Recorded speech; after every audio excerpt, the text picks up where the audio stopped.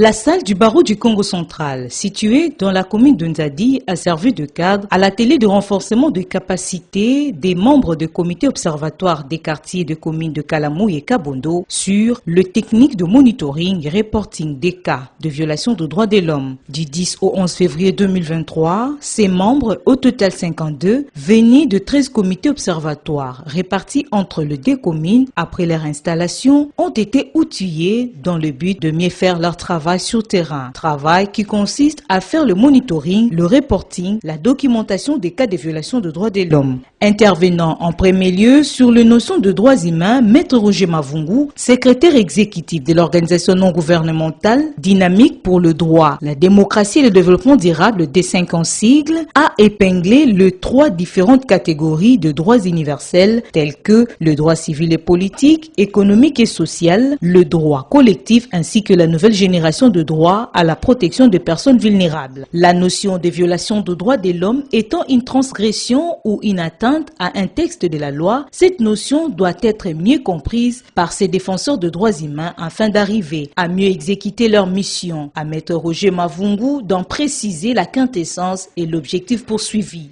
C'est vraiment un processus que nous avons implémenté depuis le mois passé, c'est-à-dire celui de constituer au niveau des quartiers des comités observatoires des quartiers pour les questions des droits de l'homme. Alors, en rapport avec ces comités, nous avons commencé par cartographier les quartiers de 2 communes.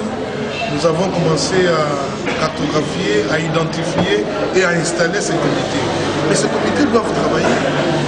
Et ils vont travailler dans le cadre de monitoring, c'est-à-dire de surveillance, et puis des reportings ou des documentations des cas de violation des droits de l'homme. Voilà pourquoi nous avons organisé cette session de renforcement des capacités pour les outiller à mieux faire le travail sur terrain. Mon intervention était axée sur les notions de droits de l'homme. Il est vrai que l'objectif de cette session, c'est de les outiller dans les monitoring et les reporting des cas de violation des droits de l'homme. Mais j'ai introduit la session par les notions des droits de l'homme. Et j'ai focalisé mon intervention sur comment connaître ou comprendre un cas de violation des droits de l'homme.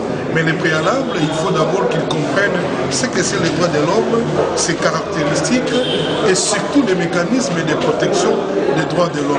Et c'est là nous avons fini par identifier les cas de violation des droits de l'homme. Maître Germain Bambi, chargé de programme de la D5, a quant à lui focalisé son message sur le monitoring, faisant l'objet même de la formation. Dans son speech d'introduction, le chargé de programme de la D5 définit les grandes lignes de la mission d'un défenseur de droits humains. Mission consistant à aider les victimes, collecter les données des violations de droits de l'homme, la déclaration de violation des droits de l'homme, ainsi que le rapportage. Comment élaborer alors un rapport de monitoring de cas de violation de droits de l'homme? Cette matière a été abordée au cours de la journée de clôture. Le chargé de programme de la D5, Maître Germain Bambi, a au cours de son exposé ressorti les techniques d'élaboration d'un bon rapport de monitoring qui consiste non seulement à décrire une situation telle que vue sur terrain, mais aussi et surtout d'apporter des précisions claires sur le déroulement des faits allant en l'encontre des droits de l'homme. Le rapport de monitoring qui comprend 5 éléments dont la promptitude, l'exactitude, la précision,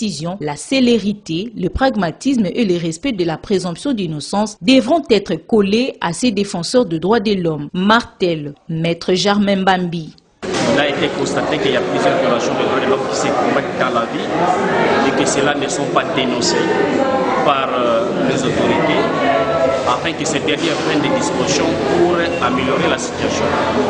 Voilà pourquoi nous avons fait un travail identifié dans les communes de Kalam et de Kabondo,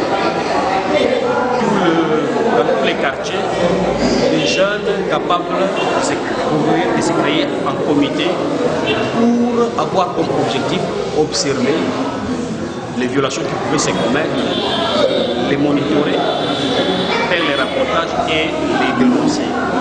Maintenant, il n'est pas simplement question de les identifier, il est aussi question de les former pour qu'ils comprennent quel est le travail qu'ils seront en mesure de faire. Voilà pourquoi nous les avons formés sur les techniques de monitoring. en rappelant les principes qui gouvernent les monitorings, entre autres le respect de l'autorité de l'État, mais aussi la collaboration d'un DDH avec l'État, d'une part. D'autre part, leur informer sur les textes juridiques qui garantissent aux citoyens le droit auquel ils ont droit. Dès lors qu'il y a violation, la violation découle d'une violation d'un texte par celui qui détient le pouvoir au nom de l'État. Et lorsqu'ils constatent ça, ils peuvent en mesure de documenter ça, faire les rapports et dénoncer par un communiqué ou bien par d'autres voies pour permettre à l'autorité de comprendre ce qui se passe et prendre des mesures qui s'imposent quant à ça.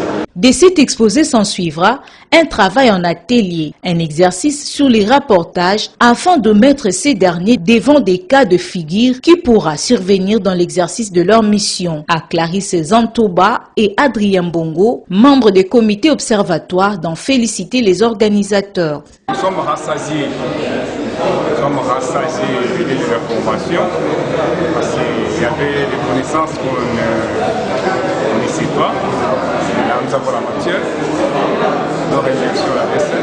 En fait, les données qu'on nous a données dans la formation nous aidera à apporter aussi des corrections à notre connaissance parce qu'auparavant, nous ne savons pas ce qu'on peut faire.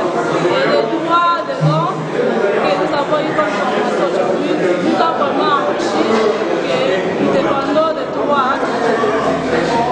Prenons la parole à son tour au nom de la dynamique pour le droit, la démocratie et le développement durable. Maître François Ngoma, chargé de l'administration, formule quelques recommandations. Les portes de la D5 sont ouvertes pour vous recevoir. Et nous aussi, nous aurons toujours besoin de vous et nous attendons vos rapports. Et je termine par ces mots en demandant à tous et à chacun, à travers nos quartiers, que nous puissions réellement constituer ces comités. Rappelons que cet atelier de renforcement des capacités des 52 membres des comités observatoires sur les techniques de monitoring et reporting des cas de violation de droits de l'homme est une suite logique des activités inscrites dans les cadres de la mise en œuvre du projet sur la sûreté individuelle et la responsabilité des autorités judiciaires, projet financé par Diaconia et exécuté par la D5.